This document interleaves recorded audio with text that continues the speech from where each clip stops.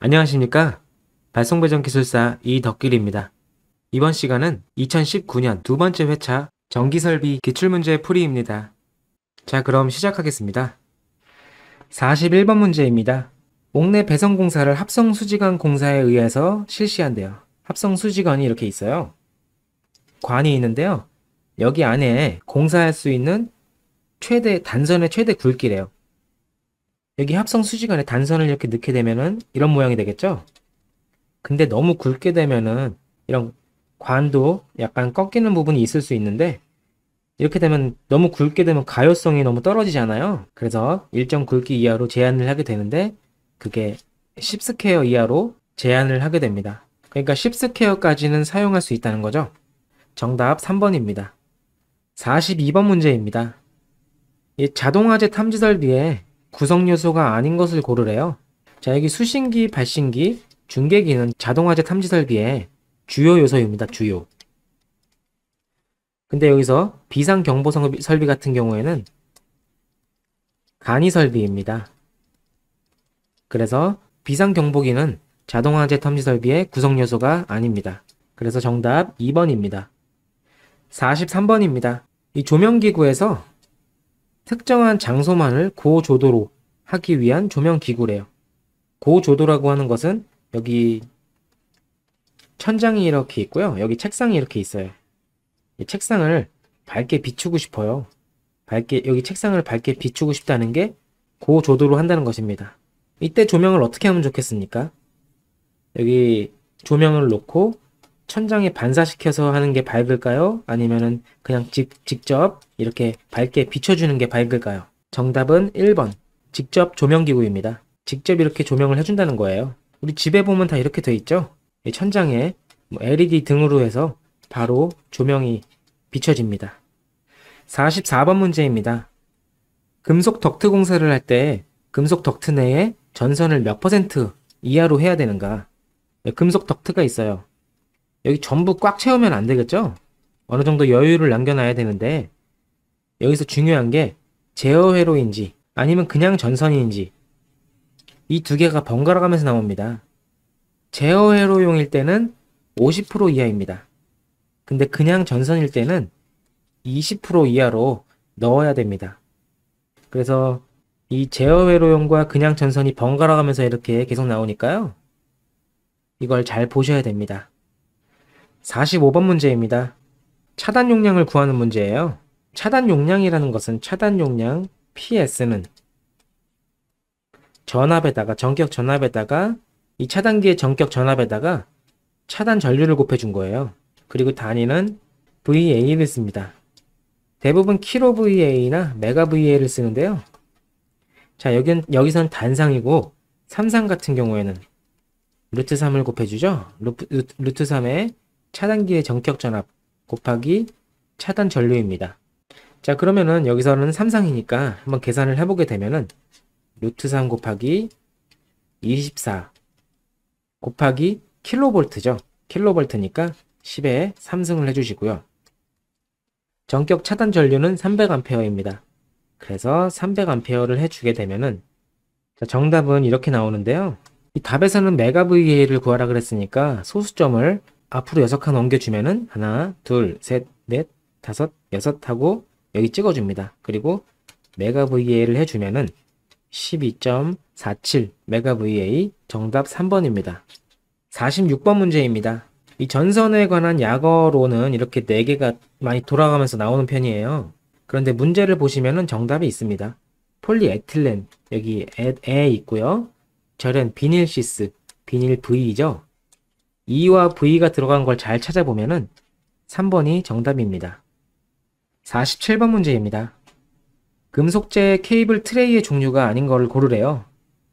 정답은 4번입니다. 트레이에 크로스형, 엘보형 다 있습니다. 자, 이렇게 크로스형 있죠? 크로스형도 있고, 우리 사다리꼴로 된 케이블 트레이 많이 쓰잖아요. 그렇게 있고, 이렇게 인형 엘보와 아웃형 엘보 다 있죠? 있는데, 여기선 이 모양을 고르라는 게 아니고 종류를 고르라는 겁니다. 그래서 이런 종류의 케이블 트레이가 있다는 거죠. 이런 케이블 트레이 형태를 고르는 거였으면 크로스형이 맞는데 여기서 종류를 물어봤으니까 이 크로스형이 아닙니다. 48번 문제입니다. 여기서는 케이블을 구부릴 때 이 구부림 부분에 대한 문제인데요. 우리가 맨날 물어보는 거는 금속관을 구부릴 때 이 구부리는 반지름을 금속관 안지름의 몇 배 이상으로 구부려야 되는가, 이런 문제가 자주 나오죠. 6배에 대한 문제가 상당히 자주 나오는데요.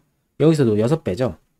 이 안지름의 6배에 관한 문제가 자주 나오는데 이 문제 같은 경우에는 계산을 하는 문제예요. 그래서 상당히 어렵게 나왔다고 볼 수 있는데요. 한번 풀어보겠습니다. 전선관을 이렇게 구부린대요. 전선관을 이렇게 구부리게 되죠.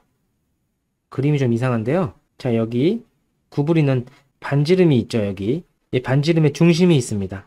중심이 있고, 자, 여기서 여기까지는 4분의 1 원이죠. 여기서 이렇게 돌리면 원이 되는데 여기 4분의 1이잖아요. 90도고 4분의 1에 해당하는 원입니다. 이때 뭘 구하는 거냐면은 여기서부터 여기까지 이 관의 길이를 구하는 거예요. 길이 L을 구하는 겁니다. 이 길이 L을 구하기 위해서는 이 원의 둘레를 구한 다음에 4분의 1만 해주면 되죠. 자, 이제 보겠습니다. 그러면 여기서부터 여기 전선관의 중심까지 거리 R을 알아야 되잖아요. 그런데 우리 여기서 금속관을 구부리는 반지름은 여기 관 안지름의 6배이니까 18에 6배 해준 만큼이 안지름이 됩니다. 그리고 여기서 여기까지 더 더해줘야겠죠? 그것은 바깥지름. 여기서 바깥지름이 22mm니까 그거의 반인 11mm에 해당합니다. 그래서 원의 중심부터 관의 중심까지 거리는 18 곱하기 6 플러스 11이 됩니다. 그렇게 되면 119mm가 나오는데요. 이 정답을 보시면 119mm가 있는데 이게 정답이 아닙니다. 이게 함정이에요. 반지름이 119mm니까 원의 둘레, 원의 둘레는 2파이 r 해서 2파이 곱하기 119. 원의 둘레가 2파이 곱하기 119가 되는 겁니다. 거기다가 4분의 1을 해줘야 이 4분의 1 원에 해당하는 길이가 나오죠. 그렇게 하면 정답이 3번 187입니다. 자, 이 문제 같은 경우에는 10년에서 15년 동안 한두 번 나올까 말까니까요. 이 6배, 안지름의 6배, 이것만 잘 기억해 놓으시길 바랍니다. 49번 문제입니다. 저압 가공전선로의 지지물이 목주일 경우, 자, 여기 땅이 있습니다. 땅이 있고요. 전주를 이렇게 설치하게 되죠. 근데 이게 목주래요. 목주라는 건 나무예요. 나무로 된 전봇대죠. 이때 풍압파 중에 몇 배에 견디는 강도를 가져야 되는가? 풍압파 중이라는 것은 여기 바람이 붑니다. 바람이 세게 불면 이게 넘어질 수 있겠죠? 그때 이 바람에 1.2배 정도 이상 버텨줘라. 그런 겁니다. 정답 4번입니다. 50번 문제입니다. 자, 이렇게 가연성 가스가 있거나 무슨 발화원 등이 있대요. 이때 폭발할 우려가 있는 곳에 전기 설비는 어떻게 해야 되는가? 그런 건데요. 여기 보시면 제가 문제 다 보여드렸는데요. 이런 특별한 장소가 주어지고 여기서 공사 방법으로 옳은 것은 다 금속관 공사인데요. 금속관 공사는 웬만하면 다 만능입니다. 전부 주차장이나 어디 지하 다 가보시면 전부 다 거의 금속관으로 되어 있어요. 금속관이 가장 취약한 게 부식입니다. 이 부식이 들어간 장소는 금속관에 대해서는 조금 생각해 볼 만한데, 나머지 뭐 발화원이 있거나 뭐 석유 공장, 뭐 가솔린 이런 데는 대부분 다 금속관 공사를 하게 됩니다. 그래서 이제 어떤 장소에서 시설 방법으로 적합한 것 고를 때는 웬만하면 금속관 공사가 정답입니다. 51번 문제입니다. 주상변압기, 이 전봇대에 매달려 있는 변압기죠. 이게 C가지에 있을 때 지표면상 얼마 높이로 해야 되는가? 2019년 1회차에 저게 있었죠? 조명을 높이를 얼마나 해줘야 되는가? 그런 걸 했었는데, 여기 전봇대, 여기 조명도 달리고, 여기 주상변압기도 이렇게 달리죠? 이때 지표면상 높이가 다 4.5m 이상, 4.5m 이상 올려야 됩니다. 그래서 정답 2번입니다. 52번 문제입니다. CNCVW가 이 케이블 품명이 어떻게 되냐고 물어봐요. W는 워터입니다. 그래서 워터인 수밀형을 먼저 골라줘야 되는데요. 이 수밀형 같은 경우에는 이렇게 1번과 3번이 있죠. 근데 3번 같은 경우에는 저독성 난연 전력 케이블 이렇게 또 붙어요.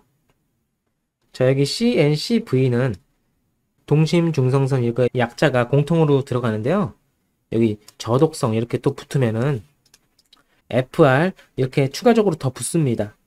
그래서 W만 있을 때는 수밀형만 붙게 됩니다. 그래서 정답 1번입니다. 53번 문제입니다. 벤치로 절단하기 힘든 굵은 전선.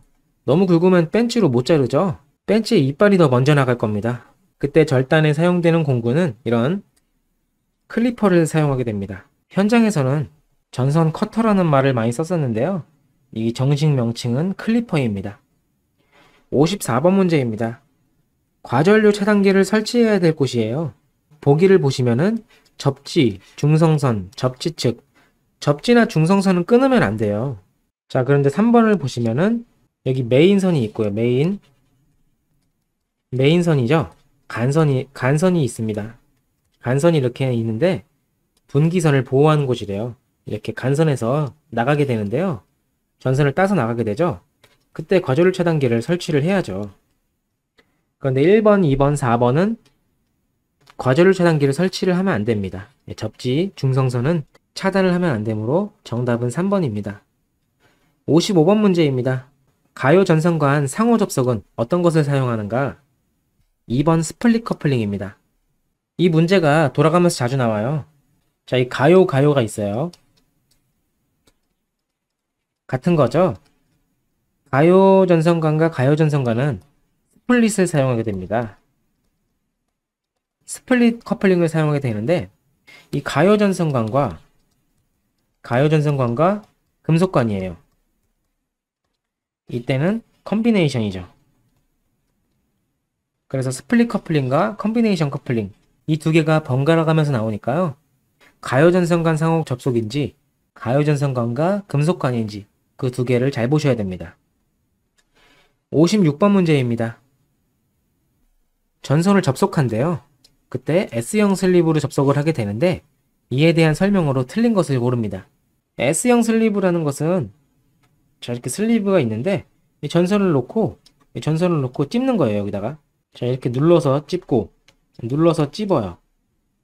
그러면 모양이 이렇게 쫙 달라붙게 되겠죠?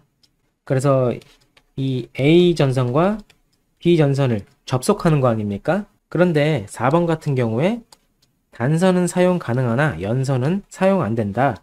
단선과 연선 다 사용하게 됩니다.